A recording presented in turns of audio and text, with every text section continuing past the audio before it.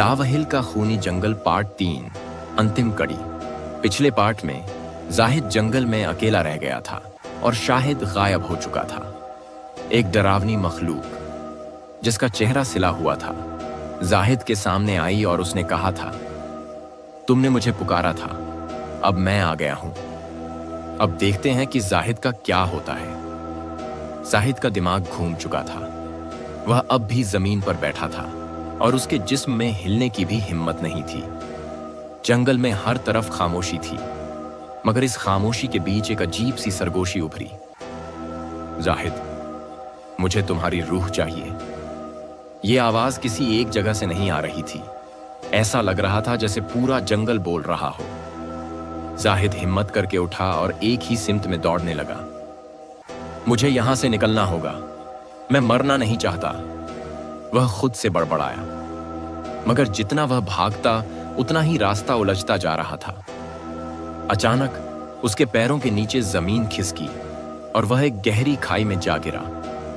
जब जाहिद को होश आया तो वह एक सुरंग नुमा जगह में था, जहां हर तरफ हड्डियों के ढांचे पड़े थे।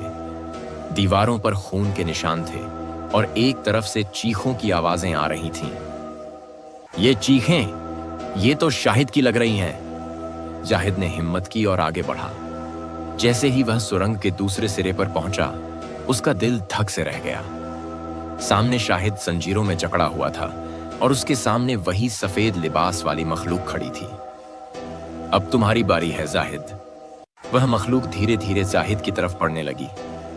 जाहिद ने हिम्मत जुटाई और पास पड़ी एक लोहे की रॉड उठाकर मखलूक पर वार किया।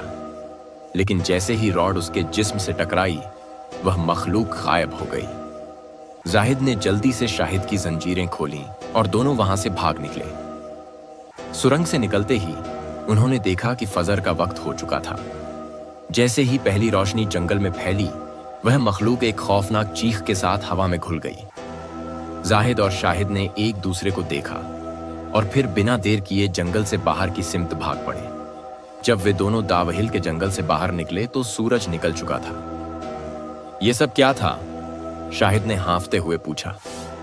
जाहिद ने एक नजर जंगल पर डाली और धीरे से बोला, यह जंगल हमारे जैसे कई लोगों को निगल चुका है, मगर हम खुशकिस्मत थे कि बच गए। शाहिद ने घबराकर कहा, हम दोबारा कभी यहां नहीं आएंगे। और उस दिन के बाद उन्होंने दावहिल के जंगल का नाम तक नहीं लिया। मगर जंगल अब भी वहीं था और हर रात वही सरगोशियां अब भी गूंजती थीं।